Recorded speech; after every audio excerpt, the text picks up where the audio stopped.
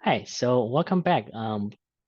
Lecture number 4. Today we'll be looking into chapter 2, the kinetic theory of gases. Again, just a reminder that assignment will be due on a lecture day. So let's jump into it. We as humans have always been dreaming like flying like birds in the air. And people have tried many different types of equipments, try out different ideas, but the first successful trial carrying human in the air for quite some distance was achieved by French brothers used hot air balloons in 1783. And of course, we are in Ohio, so we know that we are the birthplace of modern aviation, which means airplanes. But today's topic will be focusing on just using the air balloons, and then how about the airs, the gas, which is be gas. So we'll be talking about gas laws today mainly. Back into the Three Kingdom eras in ancient China, that was quite some time ago. People had been using these lanterns like this, which work similarly as hot air balloons for military uses to signal the invasion of the other nations or enemies in that setting. This picture, though, is not the original picture of the ancient lantern, but you can buy them on Amazon like this one, and people are using them to celebrate special occasions like Independence Day or whatever, like New Year's maybe. So people would do that. Also, speaking of hot air balloons, there's actually a place near us called Marysville, which is about 1 hour from us here. So they have annual hot air balloon festival. So typically, I think it's in the summer, in August or something like that. It's been going on for more than 40 years. So if you are interested in attending the event, look into that and then find the detailed times and maybe tell your friends. Maybe you can go together. So talking about hot air balloons, so the basic idea is the ideal gas laws, and then we'll be starting with ideal gas. So um, for an air to be considered as ideal gas, now there are two assumptions here. Okay, so the gas has to be thin enough. That means each molecules is far away from another one, so it's not condensing. And because of that, the interaction between the molecules can be ignored. Also, the size of each, so the second condition, the size of each molecule is negligible, so they can be treated as point particles. So these two are the assumptions behind that. To give you an example, drone air, we have you can treat it as a ideal gas because more air molecules are far apart from each other enough, so you can consider them as thin, and the sizes of molecules comparing to their distance can be negligible. So then the size of the molecules will be negligible. And the interactions between the molecules attraction or repulsive then can be ignored. Okay, so with that condition, those two conditions, then let's take a look at the physical parameters you need to describe gases. So there are 4 parameters. Okay, pressure. So it has the SI unit of Pascal, temperature T has SI units of Kelvin, and the volume of the gas has SI unit of cubic meters. The number of molecules, you can use either the physical count of how many atoms or molecules, or you can have moles, how many moles of the molecules. So if you use the physical count, it's capital N. If you use moles, it's small n. So if you are using small n, then that means you are having SI unit of the as moles. Okay. All right. So to start with ideal gas law, let's take a look about the relationship between those 4 parameters. So we'll pick P as the comparing parameters, and we'll compare P to the other 3 quantities. Okay. So the first, P in relationship to temperature. So you have a device like this. This is like the same device I show you as a gas thermometer. So you can have water bath somewhere here. You will fix the volume of this gas enclosed here, And because it's enclosed, so then the number of molecules M is fixed, the volume is fixed. So you can change the temperature experimentally, you can verify that.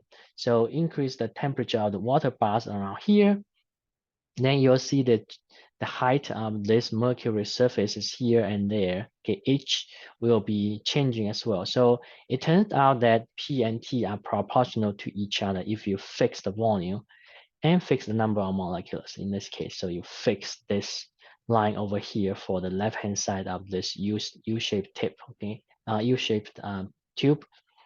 So then it fixes the volume and the molecules inside this container.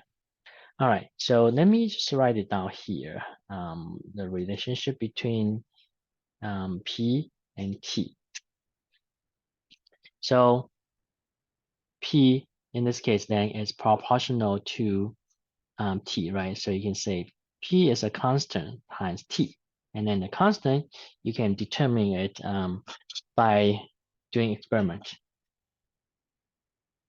Secondly, let's imagine if you have now a gas enclosed in this basketball, right? So if you squeeze the basketball, then its volume is going to be decreased. But if you measure the pressure of it, it's going to be increased. So then pressure in this case, right? Because it's enclosed, so then the molecular number of molecules inside the basketball is not changing, and the temperature that's assuming it's not changing. Okay, so then P is proportional to now in this case a constant number again, but over volume, because when volume decreases, pressure increases. Okay, or the other way around, volume increases, then the pressure will decrease. Okay. Now let's look at the relationship of, or actually just 1 second before that. So P inversely proportional to volume, pressure inversely proportional to volume is also called Boyle's law. So where you multiply this equation here by V, so then PV equal to constant. So that means PI or P initial, V initial equals to P final, V final in this case, okay? So again, this can be verified experimentally, okay? So this is also known as Boyle's law, but that's the second relationship that we have of P with another parameter. So now let's, at the end, let's take a look on the last parameter here in relationship to pressure. So if you, again, take the case of a basketball, if you start to pump in air into it, right? Let's say the basketball was initially not fully inflated, just close, but not fully. So you pumped air in, now the pressure of the basketball inside the basketball will increase. Then the number of the molecules inside will be increasing because you're pumping air molecules into that. That's assuming the volume does not change and then temperature does not change as well, okay? So P then is equal to the constant number again times the number of molecules. So now we have three relationship, okay? So let me just stop sharing so you can see that more clearly. So pressure proportional to temperature with a multiplier, a constant number. Pressure inversely proportional to volume. Pressure proportional to number of molecules of the gas molecule. So combining all those three relationships is easy to see that pressure then should be equal to, right? It's proportional to T, inversely proportional to V, but also proportional to M, number of molecules. And then you can imagine that it could be a constant multiplier, right? A constant number before that. All right. So in this case, now let's do a little bit of rearrangement. If you multiply both sides by V, okay, by V, and then on this side as well by V, so then you'll get PV equal to, right,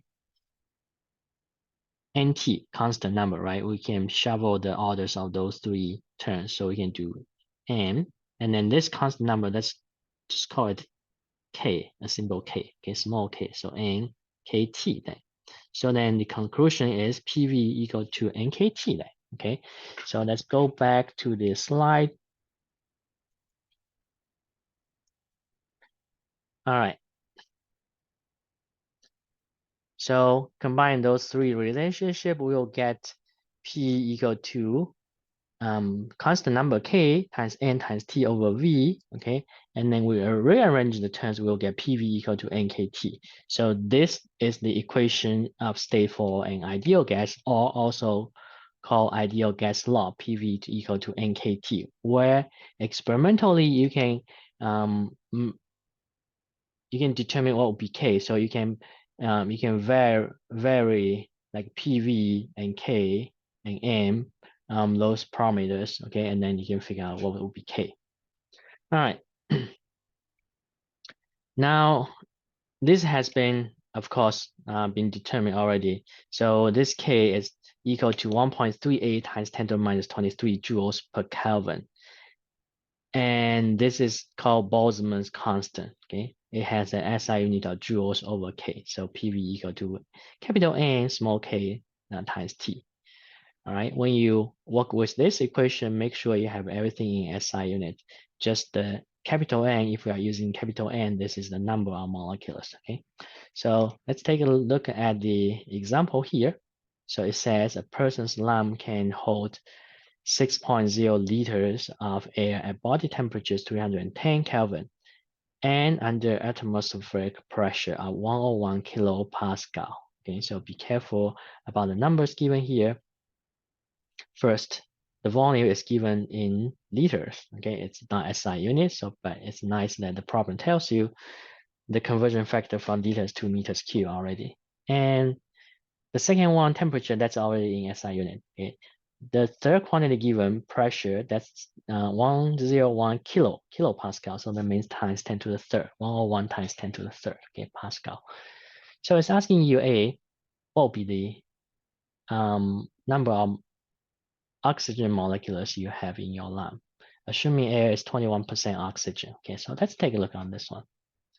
And then B, it's asking you if the person now climbs to the top of a mountain where the air pressure is considerably less than 101 kilopascal. Does the number of molecules in the lung increase, decrease, or stay the same? I think B will be straightforward to answer. So for this problem, so let's write it out.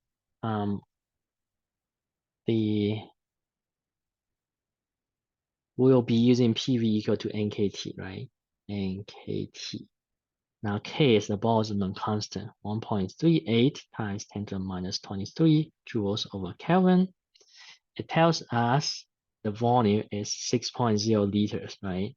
So that means 6.0 times 10 to the minus 3 meters cubed. And it tells you temperature T is equal to 310 Kelvin. It tells you P, the pressure is 101 kilo, 10 to the third Pascal. You are looking for a number of air oxygen molecules, right? Number of N oxygen molecules. So you can figure out what will be the total air, number of total air molecules, right? You can figure out this one, then this guy will be equal to 21% of the total number, right? So let's see, you're looking for this guy. You will then divide both sides by KT, right? So divided by KT here, then you have just N on the right-hand side and then PV over KT on the left-hand side. So then, okay, so then N equals to simply PV over KT, okay? So you got 101 times 10 to the 3 Pascal times the volume 6.0 times 10 to the minus 3 meters cubed divided by 1.38 times 10 to the minus 23 joules over Kelvin. And then T 310 Kelvin, okay? So plug in the numbers into your calculator, you'll find out what will be the total number of the molecules, right? Here, actually, before I do that, I plug in the numbers, I usually will just examine the numbers. And so I will realize that 10 to the third and then 10 to the minus 3 will cancel, right? and then there's minus 10 to the, so you can actually put this one 10 to the minus 23 in the denominator. That means you can do everything, just cross that one out, but do everything times 10 to the 23, right? So then you just need to plug in 101 times 6 divided by 1.38, and then also divided by 310. Or you can do 101 times 6 divided by parenthesis 1.38 times 310 and back parenthesis in that way, okay? So this will give you then 1.417 times 10 to the 23 molecules, air molecules, okay, total. You're looking for oxygen molecules, so then this number multiplied by 21%, or 21% multiplied by 1.417 times 10 to the 23. That will be the number of oxygens molecules. So it's going to be 2.98 times 10 to the 22 oxygen molecules. Okay. This is it. Part A. Okay. Part B. Now, of course, N equal to PV over KT, right? So if P decreases, then N will decrease, right? Because N and P are proportional to each other. So then the answer is straightforward, decrease. It will decrease, okay? So we will decrease. All right, for B. All right, so let's go back to the lecture PowerPoint.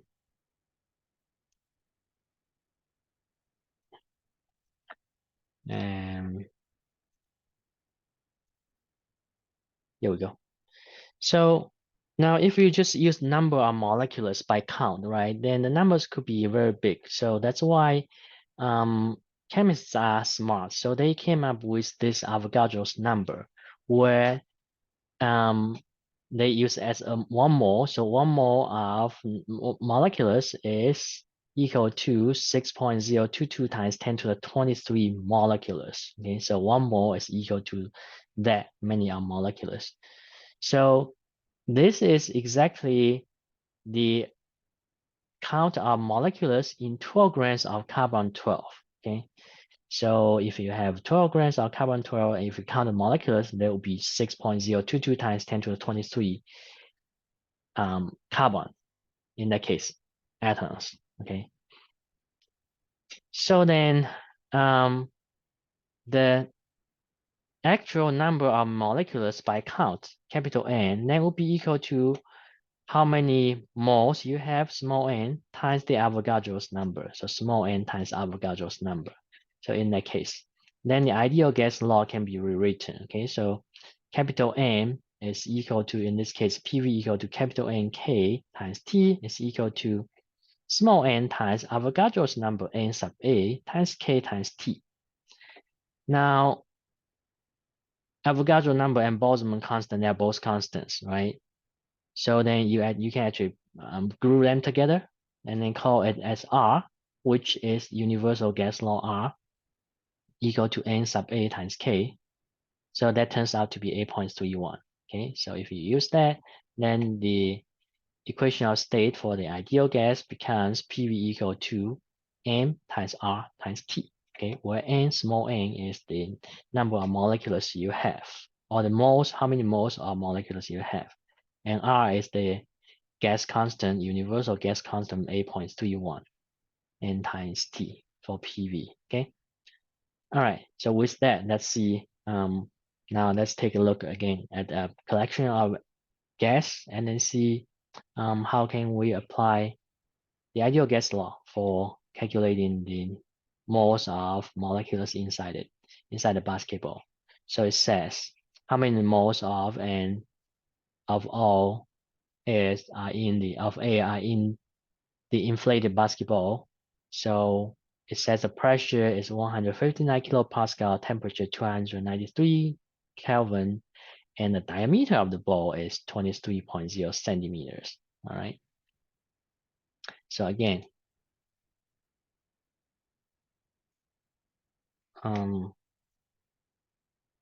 let's take a look at the knowns we have. Okay. So we are looking for how many moles of airs. Okay. So that means we are looking for small n. So you'll be just doing like PV equal to capital N small kt or PV equal to small n RT. In this case, we are looking for this guy, right? So we will not use this, but we will use this one. You're looking for n, again, starting from here, similar to the previous problem. So you divide both sides now by RT, okay? So then n equals to PV over RT. So P is 159 kilo again, so 10 to the third Pascal. Now the volume is not given, but it gives you diameter. So diameter it says is 23 centimeter. You should convert that into meters first, right? 0.23 meters. If you are given diameter, then the volume of the sphere as the basketball, you can calculate, right? It's 1/6 pi d to the q, or you might be more familiar with 4/3 pi radius to the q. So those two are the same. They will give you the same result for your volume, okay? So we'll just use this one. So this is 1/6 pi times 0.23 to the q, right? Meters to the q. And then divided by, now R is 8.31 joules over moles over Kelvin. And times 293 Kelvin. That's what it says. So this will be 0.417 moles. Okay, so there will be that many moles of air molecules inside the inflated basketball. All right. Now let's go back to the slide.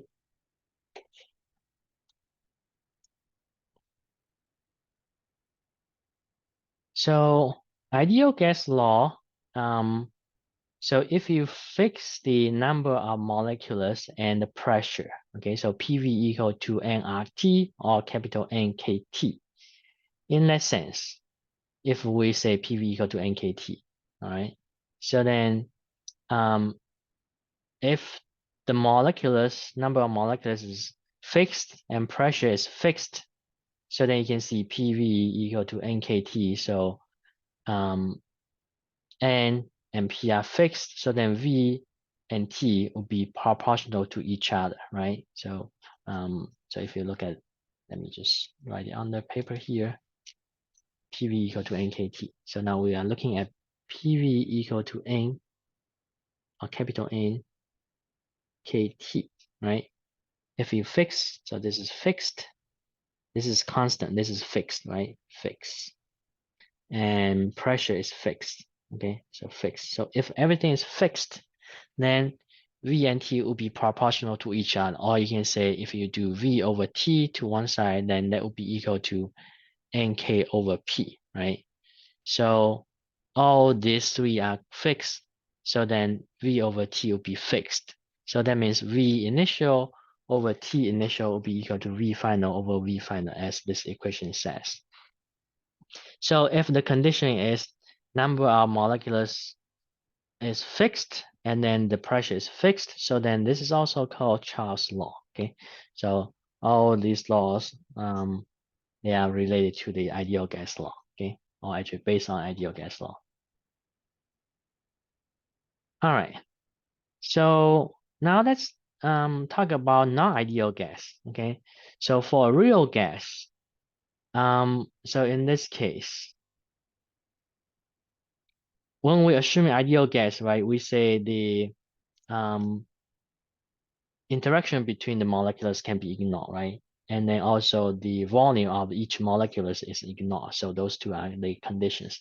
So in reality, molecules have certain volume, right? They have certain size, and then the molecules will have in reality they will attract each other or repel each other. Okay, so taking those two into account for the real gas, this is then the better approximation or the equation that you can use to describe real gas. Okay, so the first one, this is to take into the account of interactions between the molecules. Okay, so P plus A over N over V, so moles over volume and then score.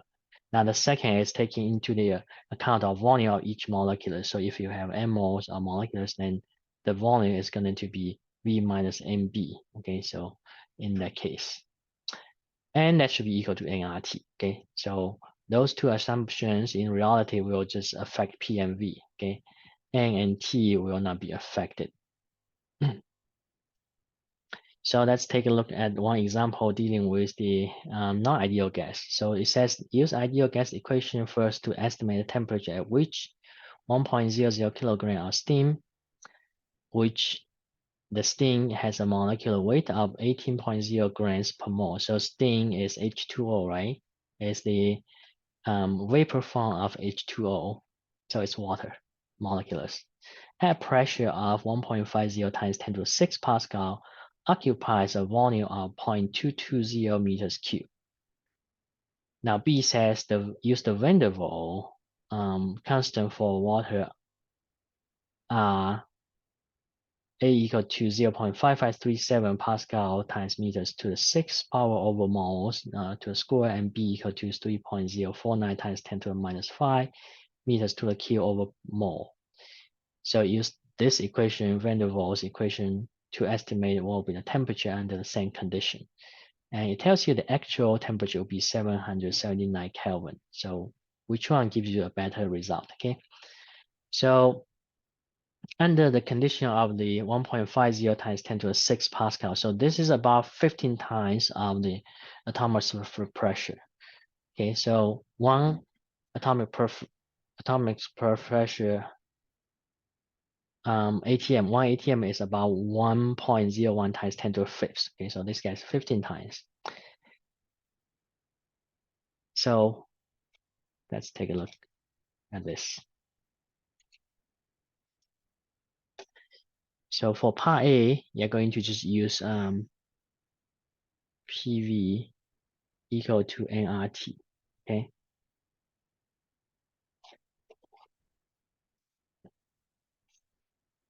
So you are, it's given you P equals to 1.0 times 10 to the 6 Pascal, okay? Now it says V is equal to 0.220 meters cubed, all right? It's asking you to find the temperature, given that the mass is 1.00 kilogram, all right? Now it tells you the molar mass, M, capital M, is 18.0 grams per mole. So use the total mass and molar mass. You can actually figure out how many moles, right, by doing this guy over there. So moles equal to total mass over molecular mass, okay?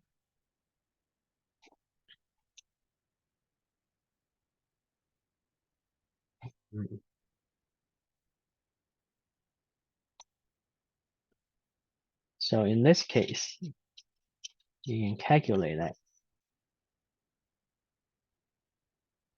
So let's calculate how many moles first. M equal to mass over molar mass, 1.00 kilogram, right? So if you do kilogram, and then this is 18.0 grams. So if you do kilograms per mole, so that means 18 times 10 to the minus 3 kilogram per mole. So this will give you 55.56 moles, okay, for small n. Then solving for T, you do PV over NR. So T then equals to PV over NR. P is 1.5 times 10 to the 6 Pascal.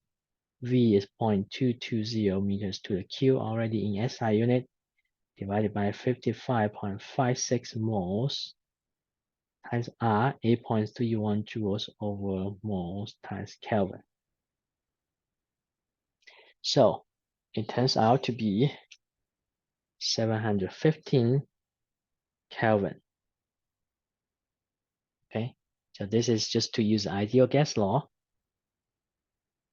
Now B, use van der Waals approximation, which says P plus A N over V to the power times V minus N times B, okay, equals to nRT. So again, you divide both sides by nr for T. Okay, so in this case, T is equal to the left-hand side,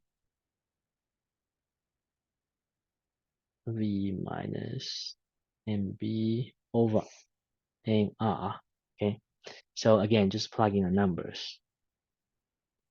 1.5 times 10 to the 6 Pascal plus A, okay, it tells you A, okay, from the problem, 0.5537, and the units. I think I'm gonna just ignore the units for now because I have everything in SI unit now.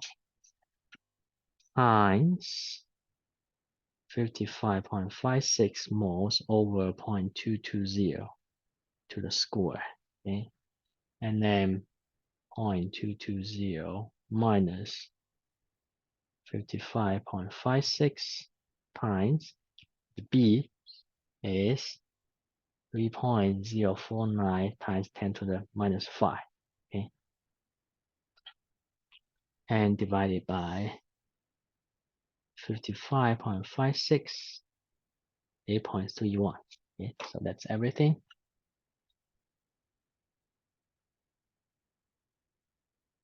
So this turns out to be 726 K. So it says the real temperature is 779 K. Okay, so this is T real. Now 726 is closer than 779, right? So it's a better approximation, although still not ideal, but it's better than this guy. Okay. All right. So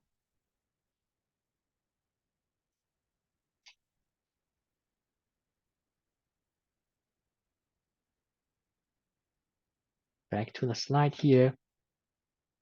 So let's take a look on how air balloon works. Okay, so the way the hot air balloon works is similar to the if you have an empty bottle, you put into water, right? It's going to flow, right? Now, if you add tiny rocks into the bottle, right? As you increase the number of the rocks here, you'll see more and more portion of the bottle will be submerged into water, right?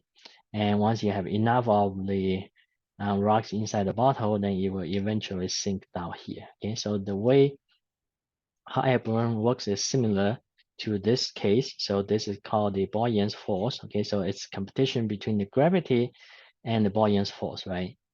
So at the end, it depends on, in this case, how many rocks you have, right? In this case, the hot air balloon case, it depends on how many air molecules you have because this balloon is huge. So there's a lot of air molecules there, plus the weight of the basket here, passenger, and then the fuel, the flame, equipment, etc. But majority weight will be the contribution of air molecules inside this hot air balloon. Okay, so take a look at the design of the hot air balloon. So there's an opening here at the bottom, and then where there's you can heat the air by the flames there, right? Given increase the flame or decrease it, so then the air inside has different temperatures. Now, according to ideal gas law, PV equal to nRT, right? The pressure inside here, because this is open end at the bottom here, so the pressure inside the balloon is the same as the outside, right? So outside pressure is not changing, so that means inside the balloon, its pressure it will stay the same. The volume of this hot air balloon is not changing, the shape of it is not changing, so those two are fixed numbers. R is a constant number, right? So P times V will be a fixed number, say whatever 100,000, okay? Or probably more than that. But if you increase T, then then n has to be decreased because nRT or n times t should be a constant number, right? If you decrease t, then n has to increase, okay? So when your temperature is high, you have less m, so that means you have less air molecules there. So the total weight of the system will be smaller, okay? So then Buoyant's force will lift this guy up. Now, if you decrease the temperature, then the air molecules inside here number will increase, okay? So then the weight of it will be heavier and heavier. So then the total weight will overcome the Buoyant's force, so will descend down, okay? So that's how you can adjust the temperature and to adjust the height of the hot air balloon to go about going down, okay? Adjust the movement, all right? All right, I think that will be it for today. So I'll see you next time. Bye.